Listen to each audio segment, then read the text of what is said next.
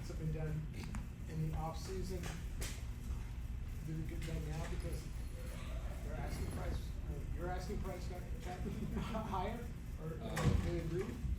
We was all. I mean, I knew this where I wanted to be, so we was always in negotiations like after the Super Bowl. So I mean, hopefully we could have got something done earlier, but I'm happy we got something done. You know, and I'm here and I remain here for the rest of my career. You know, so I just like to thank, you know, the Yorks, this whole organization, Kyle, John, my coaches, you know, my teammates, you know, for pushing me every day. You know, just being able to play with, you know, all these great guys. You know, I had no other option but to try and be great. So I just tip my hat off to my team. Why did you want to test unrestricted free agency? Why were you so motivated to say? I've been a West Coast guy my whole life. The camaraderie within the team, you know, all the players, my brothers, my family. My family is from this side, so I knew it was a place that I could see myself, you know, long term. You have to get the phone call that the deal is done. You take time to kind of reflect on your journey to get to that point, and what kind of the emotions of that? I was happy. When I heard my agent tell me the deal was finally done, you know, I burst out into tears. You know, it was, you know, that I finally, you know, able to change my family's life, you know, for generations, you know. So it was just a blessing. Do you look back at when you played the draft day when it was the round and you were upset with that? Oh yeah, for sure. I actually was just telling Tig and Malik about it this morning. You know, just being, you know, drafted, you know, in the 5th round, you know, going 4 rounds going by and not hearing your name. You know, I was just seeing Bleacher Report articles and stuff, you know, with my name on it, saying I was gonna be selected in the 3rd round. So I was happy for day 2. So when that didn't happen, you know, day 3, it started to get a little scary for me. You know, I thought I was gonna be able to hold my composure, but you know, I gave up, honestly. You know, and then it was a 408 number calling. I didn't know which team it was because I thought the 49ers were in San Francisco. So when I answered the phone, you know, it was John, and I immediately just started screaming yes, like it finally happened. And after that, it was, you know, it was just all up to me, you know, to just put everything into the plan. Kyle was recounting the time when you got fined, but TA. What do you remember about that? I remember it was posted by accident. So when I posted, I just seen my phone kept going off, you know, and I was like, I didn't post nothing on Instagram. So then when I looked back, it was like, it was everywhere. Then I seen the Sports Center, and I was like, oh, this is bad. I was like, I might be cut, you know. So I was nervous. I remember Coach CU, Corey Underland, I remember him calling me, and he was like, why did you post that? And I was like, I didn't try to. And he was like, oh man. And then 5 minutes later, he called me back. He was like, you good? It was a good post. But yeah, now I can finally pay Kyle back, you know, for Carter's tuition. Kyle mentioned that, you know, after your rookie year, your confidence was a little bit down, and now that you're one of the more confident people, if not the most confident person on the team, when did that really change for you? That really took place when I had my son.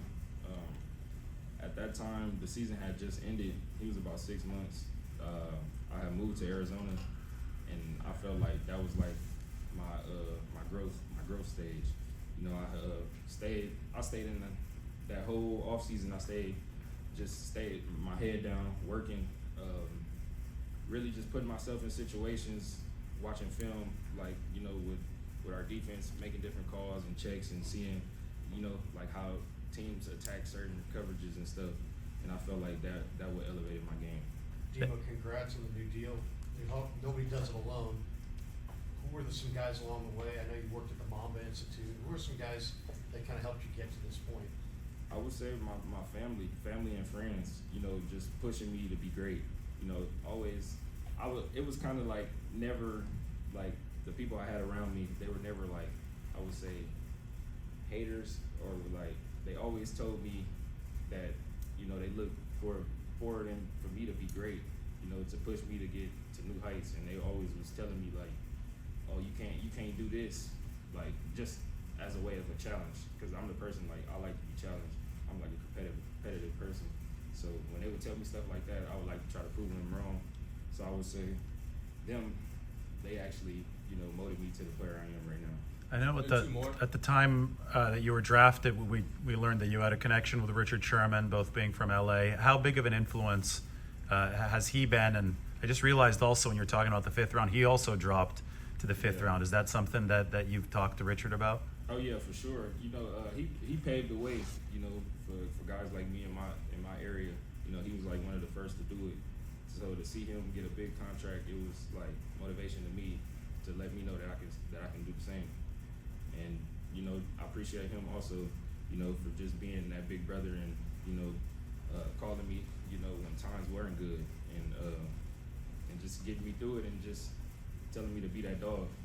Even during camp, you said you weren't in a rush to get a deal done. You were more focused on kind of solidifying yourself as a top corner in this league.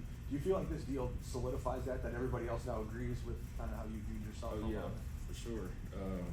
I wanted to, you know, prove to you guys, you know, I was always the person, you know, I would be confident and then speaking aloud and saying stuff like I'm the best, but I wanted to prove to you guys first, you know, and prove to the world, you know, who I am. Do you feel this deal Last puts one. a target on your back, or do you feel like it's already been? Oh yeah, I mean, I'm happy if it did put a target on my back, because you know I'm ready for anything. What kind of influence does Moore have on you? Have you talked to him at all? Oh yeah, I talked to Mooney. You know, I talked to him last night. He was excited for me. You know, I was just telling him can't wait to have him back. You know, so we can get this thing on the road and get a bowl. You know, but he was in good spirits, and you know, he was happy for me. You know, we talked about this all the time. He used to always tell me, I can't wait till you get paid. You know, change your life. All right, thanks, Demo. Thank you. Guys. It's exactly what you want in a Niner, and you know, much deserved. That's kind of what Kyle said, exactly what you want as a Niner. What do you mean by that? I mean, just like a dude that's just scrappy. Like, I mean, he does it all. Plays nickel for us, corner. You know, the physicality he brings to the position. I mean, being locked down on the outside and being able to get his nose dirty on the inside. I mean, it's something that you don't see a lot in the NFL, and so he, you know, got paid like it. There was that one play on Sunday where he lit up. I think it was Bucky Irving that he lit up. And you watch the lineman, he's at nickel, but he's like right next to you as a linebacker. How impressive is it for somebody of that size to be able to play with that physicality? Yeah, it's really impressive because you don't see it a whole lot.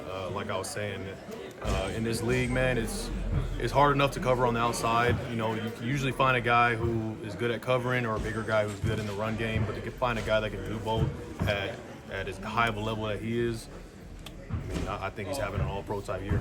Fred, what can you say about his journey? I mean, from his first year, when he was not quite as good as he is now, just how he's developed. Yeah, you know, it was probably just like a lot of guys trying to figure their way out in the NFL, seeing how deliberate you have to be, how on it you have to be, how much work has to be put in order to continue to grow as a player. He's always had the mindset and always has been talented, but just really being able to grow in terms of just the maturation process through the years, you know, earning that position and then never letting it go. I mean, he pretty quiet, like around the building, doesn't really say much. The most I usually see is when I do see clips of him with you guys. So keep him talking. Fred, Nick said, teammates urged him